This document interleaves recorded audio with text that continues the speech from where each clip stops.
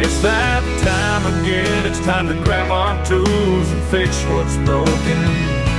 Let's save money and do it ourselves. Let's save money and do it ourselves. Welcome to another Garage Time with Goody. What we're going to be doing today is working on a 1999 Ford F-250 Super Duty with a 7.3 Power Stroke diesel engine. And what's going on with it is the doors, the back half doors here, they will not open. And I'm going to show you how to open them so you won't be stuck inside and you can invite all your friends into the back seat again. So if you're inside your truck and it won't open and you can't get out, that could be a problem. There are two latches connected to the body of the truck. There's one up here that is the top latch, and there's one on the body of the truck on the bottom. So here's what we're going to do. Most of the time what happens is there are some latch cables. We're going to see if it's the latch cables when we remove the door paneling, and that's what we're going to do from the inside to try to get this door open. First thing I'm going to do is I'm going to squeeze right here on this plastic and open this rear window just a little bit.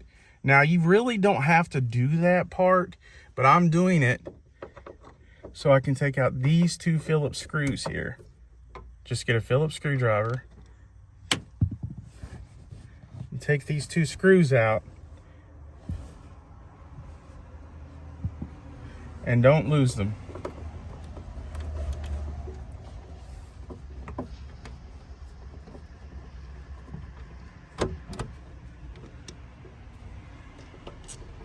And it's going to look something like that when it's out. Next, what we need to do, if you have a pry tool, you can use that, or a flathead screwdriver, or you can just straight up use your hands. Down here in the middle of the door, you can fit your fingers under there and just pull back. And you're going to pull this top paneling off. And you just lay that to the side. And then it looks like this. The next thing we're going to do is we're going to start removing this lower part of the door paneling. Here is another tip. You should go ahead and take the seat belt and latch it into the front seat, and then wrap the seat belt around the headrest here, and that will hold this part of the seat belt out of your way. So then you'll have a completely open space here to work and to remove the door panel. On some doors you will find clips here, and you just remove those clips. On this door, those clips aren't there. So I'm going to go ahead and move on to the next part, and that is these two bolts right here.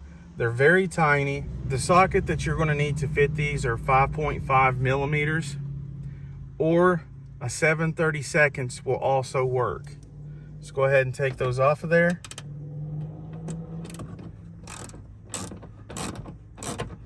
Now you kind of tug and push up on this, and it should just pull straight up out of there, because as you can see, these right here, these are the latches that go down into the metal of the door, these plastic hooks.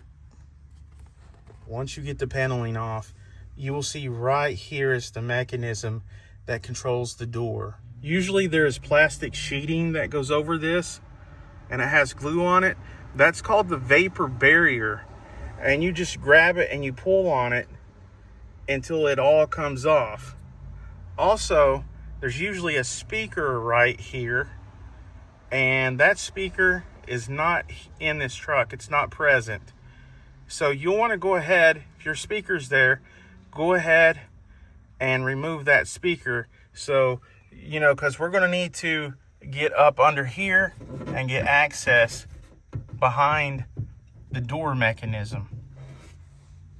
You can run into some problems if you're working on a used vehicle.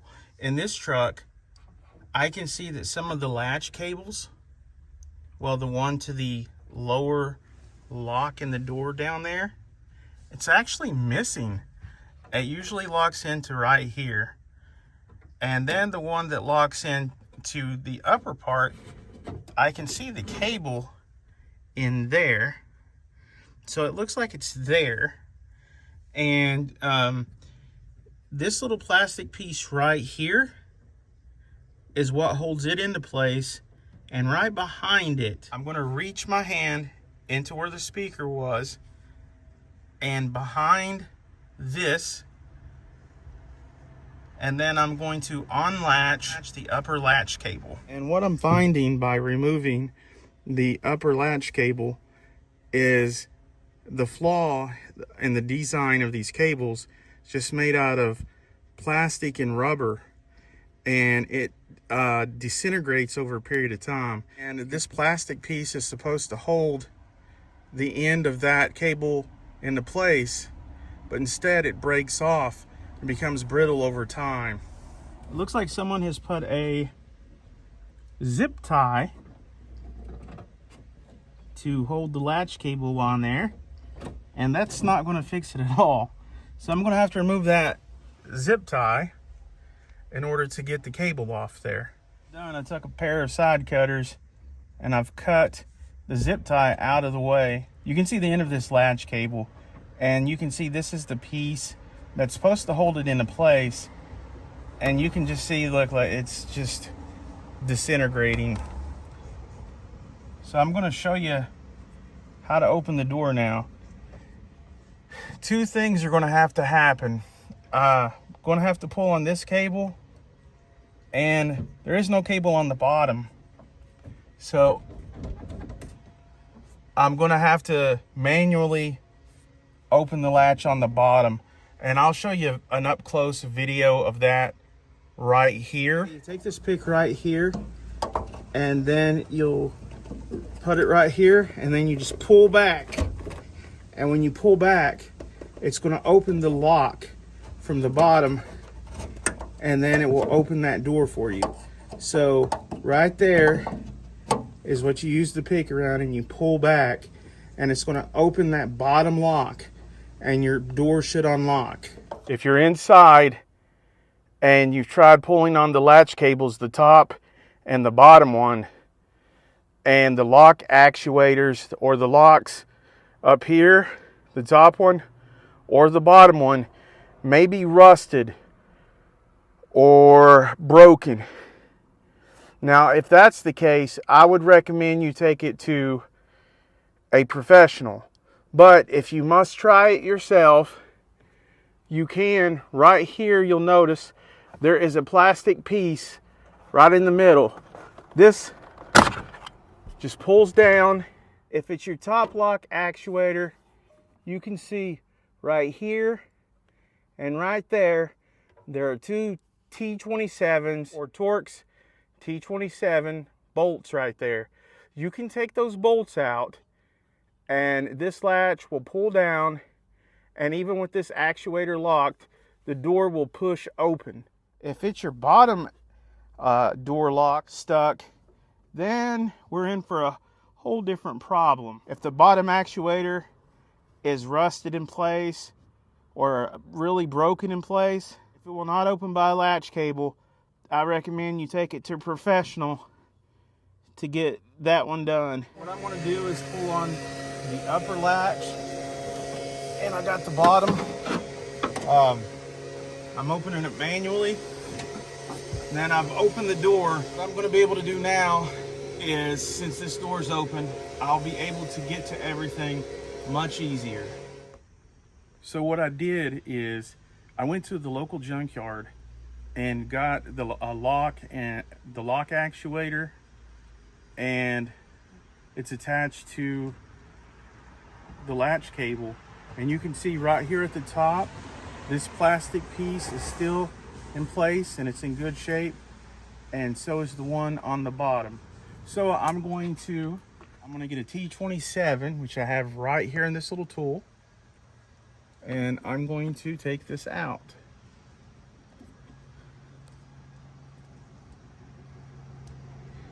So remember, just the Torx 27. And these 3 bolts here are what needs to come out. I'm going to use this little tool here in order to get it off the rest of the way.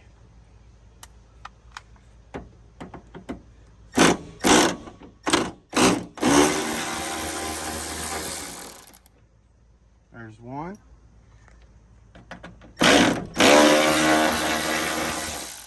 There's 2. And then I'm going to hold it on this metal part right here so it doesn't fall. I'm going to get that 3rd one. There's number 3. Put that right there. And remember, this metal bracket here goes over top the door. I'm going to lean this forward, lean this sideways, and pull this up on out of there. Now, two places you can see that this lock actuator is broke are right here at the top. You can see that plastic piece is broke on up in there, and that's what holds this into place and lets this unlock and move and open the door. And on the bottom plastic piece is completely broke off. In fact, I'll show you on this one that I have. You can see there's the plastic piece that's not broke off, and at the bottom it's also not broke off. So you're going to need those 2 plastic pieces. So I'm just going to feed this line straight down into the door. Then I can feel from the speaker where the speaker goes if it's dropping down in there right. And then I'm going to turn this sideways and push this down in there. And be careful when you're pushing it down in there, you don't want it to fall. And then I'm going to line these holes back up. I'm going to put this one on first. The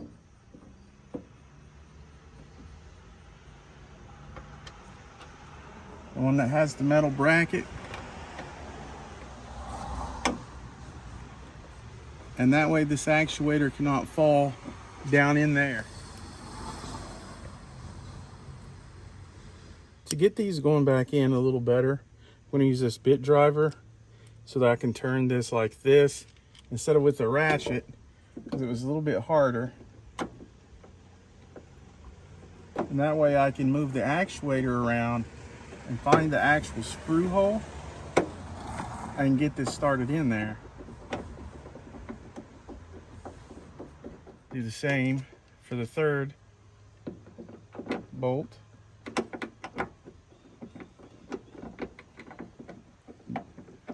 On the upper right here. I don't know the torque specs to these. If I remember right, it's about 8 foot-pounds. But you just snug them up pretty good. It's really all you have to do.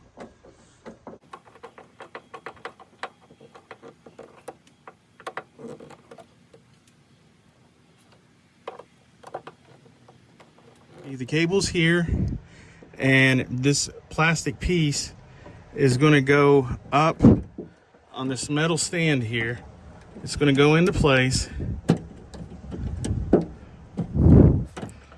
and then it's going to lock. The screw part is going to go middle ways through. You lock the plastic tab, and then the top one is in place. Now, as for this cable, I went an alternative route. You can actually replace the ends of these cables, and I'll put the link in the video description box, but you can replace the ends of these cables with a metal kit, and it's going to look like this. So I'm going to go ahead and install that. I'll show you here in the video actually what I'm doing, because I know you can't see inside the door. This is the part where I show you how the locking mechanisms and the cable latches work.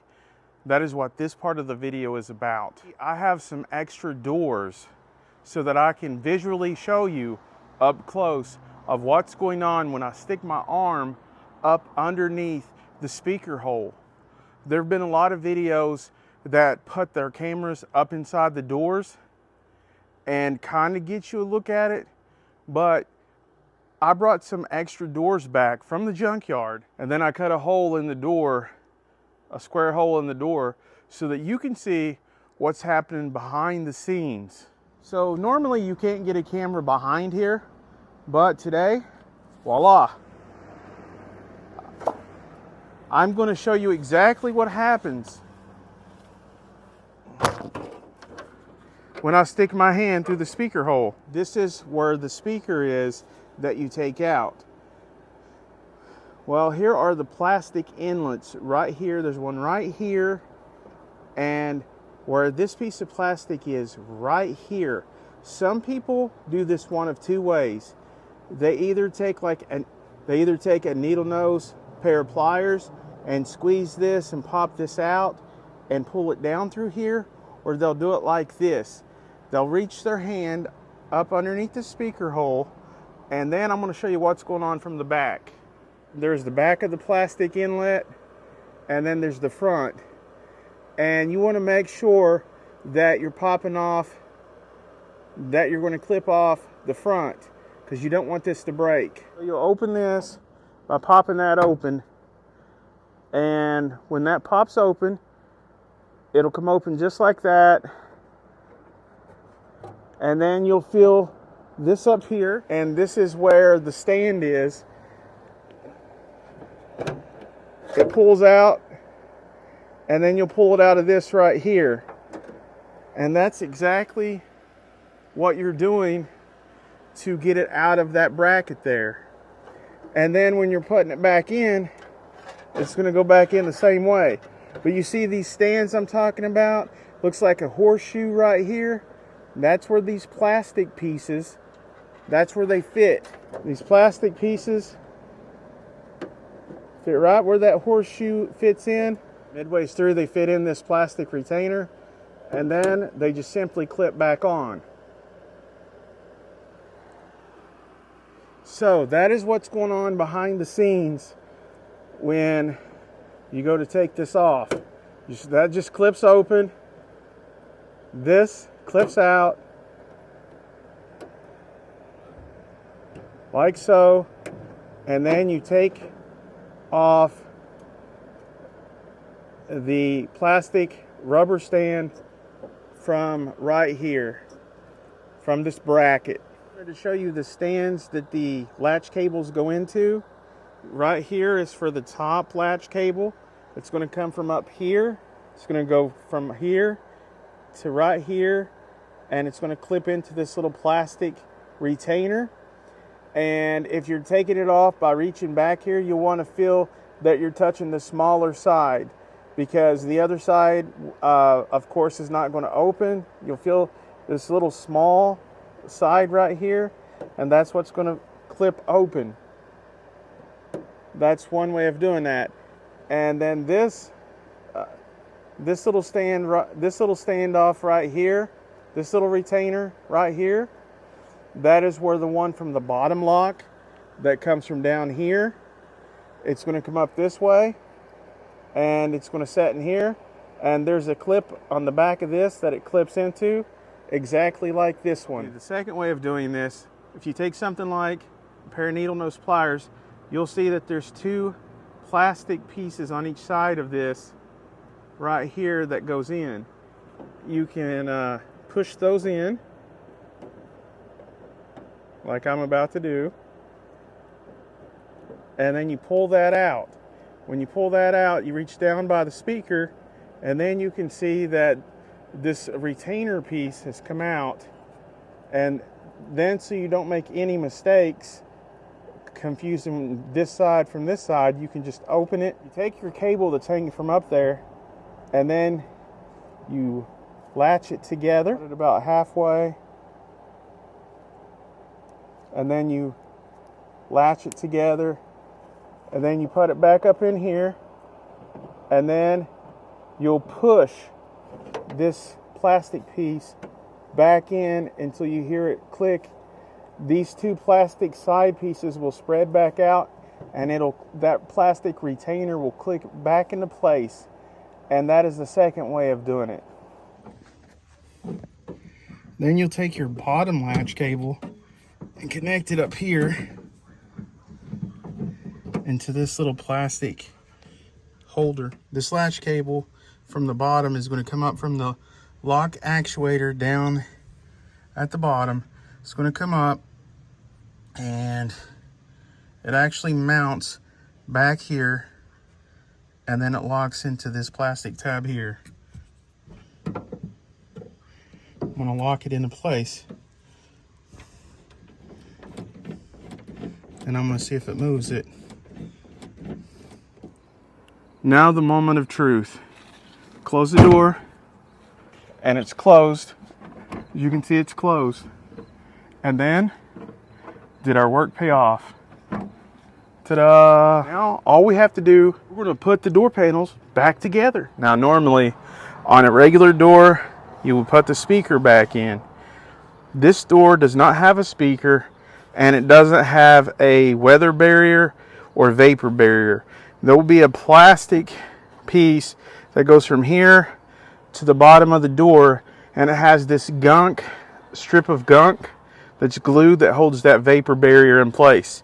This door doesn't have any of that. So this just is going to go back on. You'll see how it has these plastic standoffs here, and it's going to line up with these metal places in the door. You'll line it up first here at the bottom, and then line it up at the top and all the way up at the very top, and you slide it down. A way to know if you've slid it down correctly is these two holes here will line up with a bolt hole on each side, and that's where those two 5.5 millimeter bolts go. I'm going to start these 5.5 millimeter bolts by hand. Then I have a little tiny ratchet with a 5.5 millimeter socket, and you just tighten these down. I don't really know a torque spec for them. You just get it to where it's snug. Don't overly do it because it's just plastic. Do the same with this bolt here.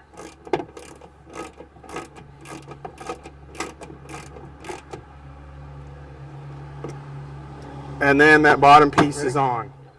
Now technically, on some trucks, there will be plastic fasteners here on this side of the bolt and here on this side of the bolt. But since someone has already worked on this truck before, those are missing. Just like the other things I named that are missing. But I did want to make a note of that for you. Now what we're going to do, you can see that there's two spots for holes over here. And what that is going to do, this is going to line up over here. And this is slightly going to go over the bottom one. Just give it some little taps around the perimeter here, and it'll actually go on. And if you remember these two Phillips screws that holds the window latch mechanism that lets the window open and close, that is what we're going to put in next. And you'll need a Phillips screwdriver in order to do that. Make sure the bottom is tight and the top is snug. And I had opened this window, so now I'm just going to close it. And now that window is closed, and this is what it looks like when the door is back together and everything is fixed. You are now ready for passengers in your back seat.